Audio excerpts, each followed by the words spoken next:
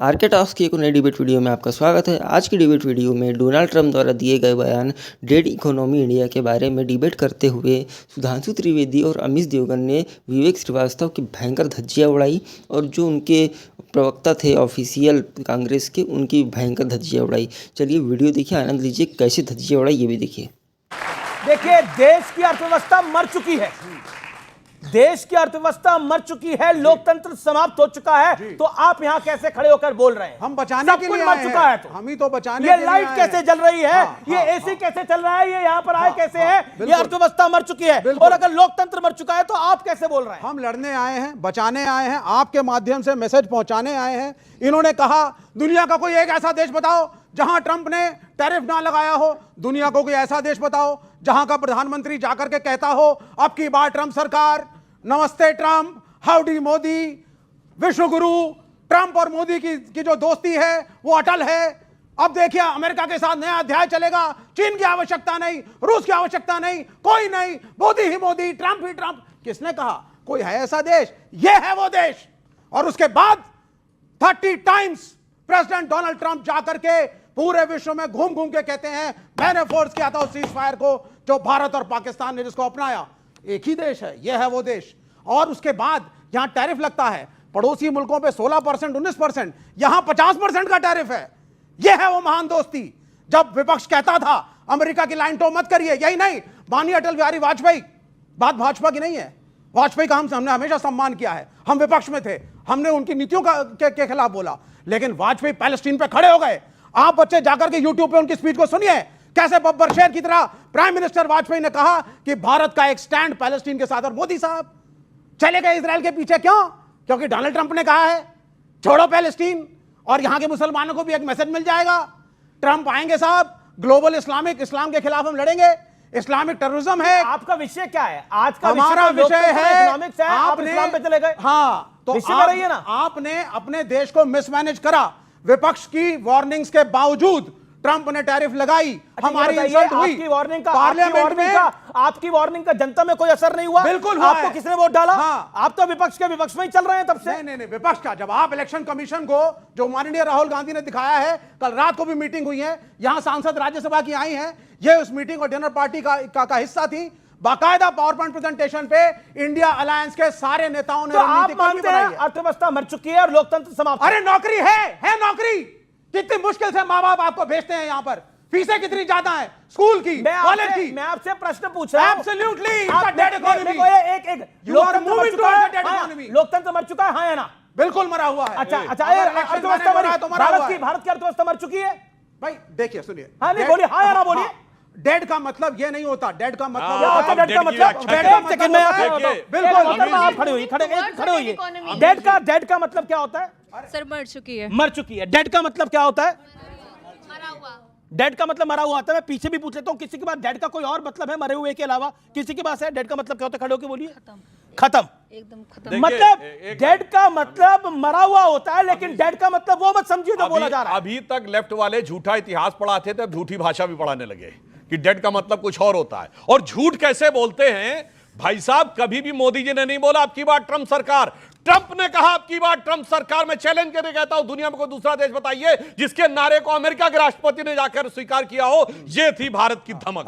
और दूसरा मैं बताना चाहता हूं, ये तो वो थे 6 मार्च 2023 को राहुल गांधी जाकर लंदन में क्या बोलते हैं? Why the defenders of democracy, America and Europe are silent? Why they are not interfering in India? यह है इस देश का दुर्भाग्य कि हमारा एक ऐसा विपक्षी नेता है जो जाके विदेश में कहता है कि मेरे देश में अमेरिका और यूरोप हस्तक्षेप क्यों नहीं कर रहे। और देखो इनका एक झूठा कारनामा, भारत के मुसलमानों को फिलिस्तीन से जोड़ रहे हैं। इसी परिस्थिति ने भारत को बर्बाद किया है। कोई आती है मोहतरमा तो फिलिस्तीन का बैग लेके आती हैं। एक है वो मोहतरमे मजलिसे इत्तिहादुल मुसलमीन, वो आके जय फिलिस्तीन बोलते हैं और ये आकर फिलिस्तीन के साथ जोड़ने लगते हैं, फिर हमास और हिजबुल्लाह के साथ जोड़ने लगते हैं। इन परिस्थितियों ने देश को इस समस्याजनक परिस्थिति में पहुंचाया है। इसलिए मेरा मानना है आज के समय में जब भारत एक नए स्वरूप में आगे बढ़ रहा है, चिंता मत करिए। जो प्रधानमंत्री जी ने कहा था यही समय है, सही समय है। आज से 30 साल पहले जब WTO आया था तब भी यह माना जा रहा था कि अमेरिकन कंपनीज आके कब्जा कर लेंगी और भारत दब जाएगा, मगर भारत उसमें से शक्ति बन के उभरा और आज मैं एक बात थोड़ा सा अलग हटके मगर इस सब्जेक्ट के संदर्भ में कहना चाहता हूं। 1 जनवरी 95 को WTO बना था और आज जो हो रहा है ना, this is the beginning of the end of globalisation. यानी ये दुनिया में इतना बड़ा परिवर्तन की शुरुआत है। कॉलोनाइजेशन यानी जिसमें इंग्लैंड ने हमको गुलाम बनाया था, वो चला 200 साल। कम्युनिस्ट जिनके लिए ये हाथ पांव मोड़ के बहुत चिल्लाते रहते हैं, वो चला 75 साल से कम में। ग्लोबलाइजेशन खत्म हो रहा 30 साल। और रही बात रोजगार उसकी करें, बताओ आज महंगाई की दर कितनी है? बोलो बोलो बोलो बोलो बोलो बोलो। नहीं बोल पाएंगे क्योंकि 2.1 है। अब सुनिए दूसरा बात, अब सुनिए। और जहां तक पिछले मई का जो डाटा आया है, उसमें 20 लाख नए लोग इंप्लॉय प्रोविडेंट फंड में उन्होंने अपना अकाउंट खुलाया है। यानी 20 लाख नए लोगों को रोजगार मिला है।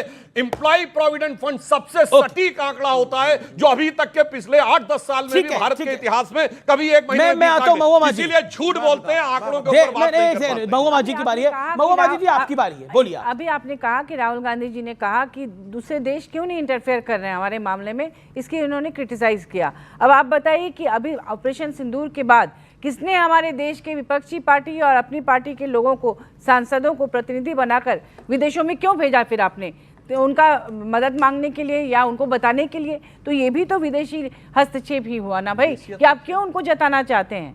नंबर 1। दूसरा क्या सवाल है? भारत की अर्थव्यवस्था मर चुकी है। भारत की अर्थव्यवस्था मर चुकी है, आपको लगता है? भारत की अर्थव्यवस्था मर चुकी है। भारत का लोकतंत्र समाप्त हो चुका है। खतरे में इसी लोकतंत्र में आपकी सरकार दूसरी बार आई झारखंड में। मैं अपनी पार्टी की तरफ से ये कहना चाहूंगी कि भारत की अर्थव्यवस्था खतरे में है।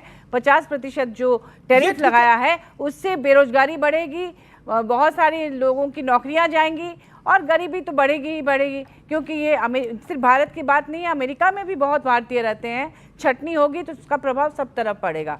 और जब हम ऊपर से दिखाते हैं कि अमेरिका के साथ हमारी मैत्री है, तो आखिर ऐसा क्या है? आज भी पाकिस्तान से बुलाया गया है अमेरिका में मुनीर जी से बात करने के लिए। आखिर क्या बात है? कौन सी खिचड़ी पक रही है? आप सभी जानते हैं कि पाकिस्तान को चीन सपोर्ट कर रहा है। आपको नहीं पता लग रहा कौन सी खिचड़ी बन रही है वहां पर? हम लोगों को पता लग जाएगा। बिटकॉइन वाली खिचड़ी जब लगेगा तो फिर हम लोग निश्चित रूप से यहाँ आके बताएंगे। बिटकॉइन वाली खिचड़ी है। हमारे देश की सत्ता जिनके हाथों में है, उनको अलर्ट हो जाना चाहिए कि इधर हम सामने दिखा रहे हैं कि हमारी दोस्ती है ट्रंप के साथ, हर एक के साथ। आखिर ट्रंप इस तरह का बर्ताव क्यों कर रहा है? माननीय प्रधानमंत्री जी ने जब लोकसभा में कहा कि अमेरिकी हस्तक्षेप नहीं था, हम लोगों ने जब ऑपरेशन सिंदूर पर विराम लगाया, उसके तुरंत बाद वहां से ट्वीट आया कि नहीं हमने किया। 30 बार या उससे ज्यादा बार ट्रंप ने इसको कहा है कि हमने सीज फायर कराया। तो इसका खंडन होना चाहिए ना भाई। उनको बोलना चाहिए कि आप इस तरह से झूठ क्यों फैला रहे हैं। सुधांशु त्रिवेदी, जवाब सांसद महोदय की बात का जवाब। आप भी एक सांसद हैं और जिस तरह से लोकतंत्र से लेकर भारतीय अर्थव्यवस्था पे प्रहार हो रहा है, आपका विचार? देखिए, जहां तक मैं लोकतंत्र की बात कहता हूं तो एक और फैक्ट बता देना चाहता हूं। दुनिया में सिर्फ 31-31% पॉपुलेशन डेमोक्रेसी के अंडर में है और उसमें से 18% हम हैं। अगर भारत को आप कहेंगे डेमोक्रेसी नहीं, तो डेमोक्रेसी खत्म दुनिया में।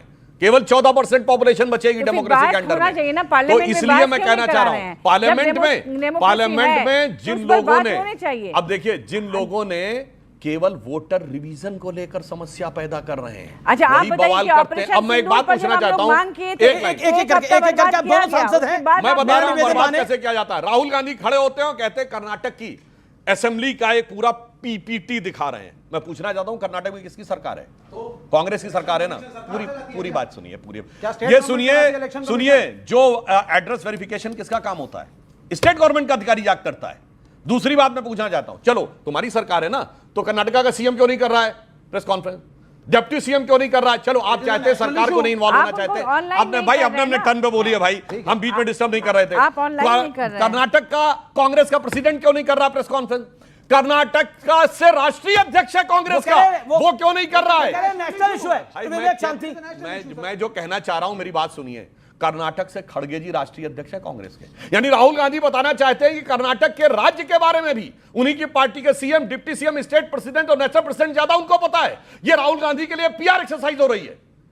अन्यथा वहां के राज्य के नेता से ज्यादा वो कैसे पता होने का दावा कर रहे हैं, ये अपने आप में बहुत आश्चर्यजनक बात है।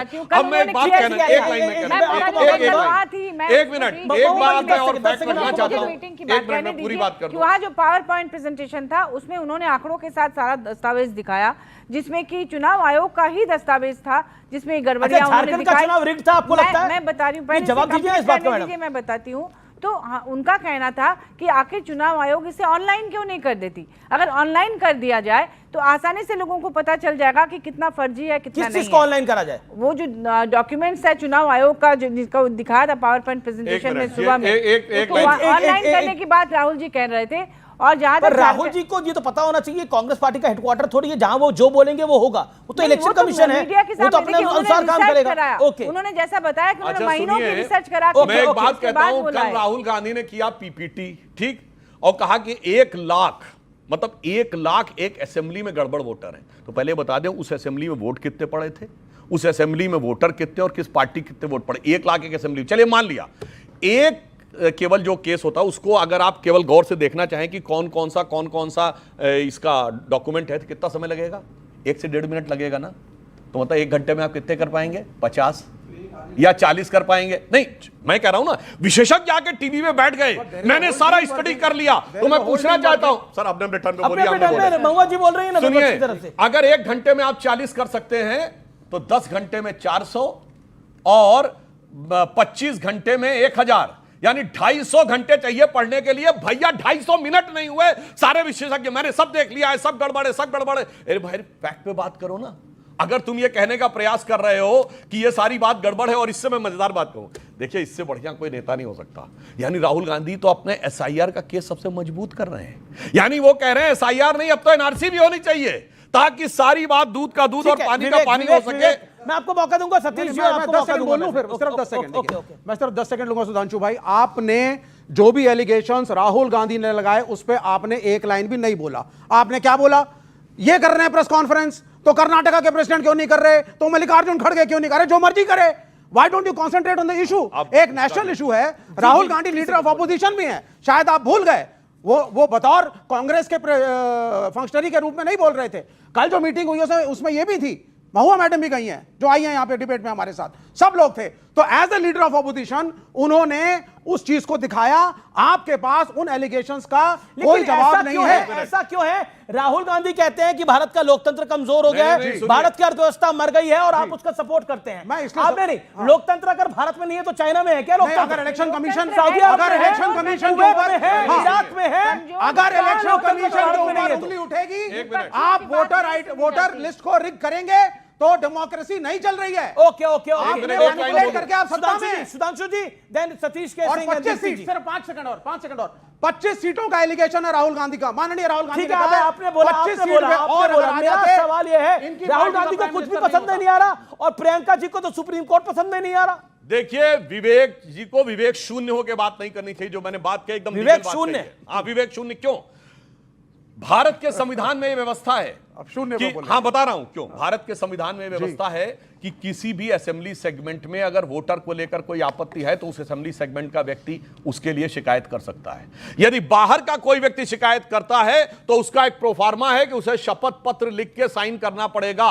कर्नाटक की असेंबली के लिए दिल्ली में बैठा हुआ व्यक्ति कर सकता है, मगर उसका एक प्रोफार्मा है कि वो शपथ लिखे, और उसमें अगर उसके द्वारा कही गई बात झूठी पाई गई तो जेल जाने का अधिकार है। बताओ उस असेंबली के वोटर है क्या? इसलिए मैंने कहा कर्नाटक की असेंबली के वोटर से क्यों नहीं कराया जा रहा है, चूंकि ईमानदारी से बात से टेक्निकली नहीं उठाना है, इसको लेकर बवाल करना है। मेरा विषय बहुत बड़ा है। ओके ओके, आप शून्य टाइप की बात कर रहे हैं। विवेक शून्य, मुझे कहा विवेक शून्य।